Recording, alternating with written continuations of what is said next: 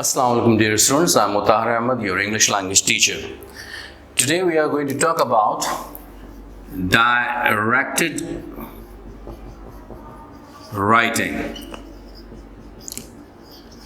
As you know that in the CAIE exam, paper English language 1123 and paper 1, writing. The first section is directed writing, where you are given different tasks. The task which is very common is a letter.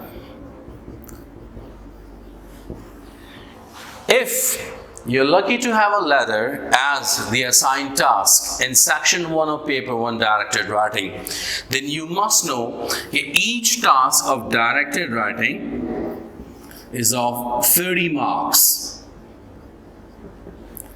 And these 30 marks are divided into two sections. One is the task fulfillment and the other is the language. In task fulfillment, there are 6 different strands, but one which in fact tops the list is the format. So a $64,000 question is, what should the format of a letter be? So it is not very difficult at all, because a letter has an ABC, an ABC format. What is an ABC format? It means you should have a very strong introduction. Right after the introduction, we have to move on to the letter B, which stands for body. The body of every letter must be comprised of minimum 3 paragraphs. It can be in fact extended up to 4 or 5 paragraphs, but minimum 3 body paragraphs. And then we come to C, and C stands for conclusion. So if you put the whole format of a letter in a nutshell, it should have an ABC format, where A stands for an introduction, B for 3 body paragraphs, and C for a conclusion. Now we talk about the different components of a letter. Usually a letter has an address.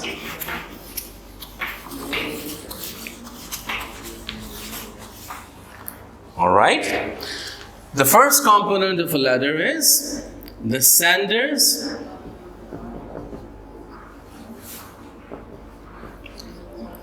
address. But again, in the CAIE exams, there is no need to worry about the sender's address. Why? You will come to know in the next few minutes. Right after sender's address comes date. Alright, since it is a Cambridge International examination, assessment international examination, we have to follow the British style of dating, where the day comes first, then comes the month, and finally comes the year. Alright, you cannot follow any other format of the date in writing a letter but the British. Afterwards, we come to the receiver's address. Here we write the address of the person we are in fact addressing the letter to.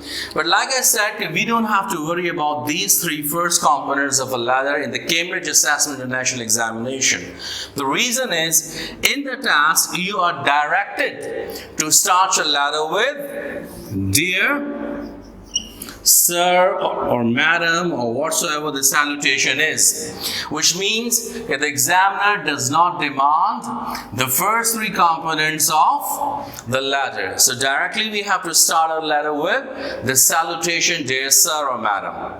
Right after, we have the same ABC format, in which we are going to have an introduction.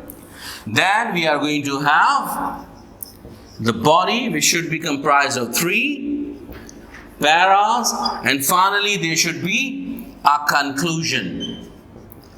But conclusion does not mean that you have concluded the letter.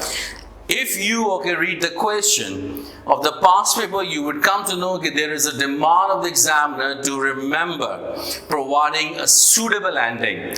The ending of a letter is yours, where the Y of yours must be capital and no apostrophe at all. If you're writing this formal letter to someone you know, then it should be sincerely. And if you're writing it to someone you do not know personally, then it's going to be replaced with faithfully. Afterwards, there would be a signature. And after signature, since it's a formal letter, we have to write the full name. Whatever the name is, it is to be written completely. So this is the letter and its format. I hope you must have enjoyed the lecture and fathom the points of it. Inshallah, I'll be seeing you in the next video. Thank you very much. Allah Hafiz.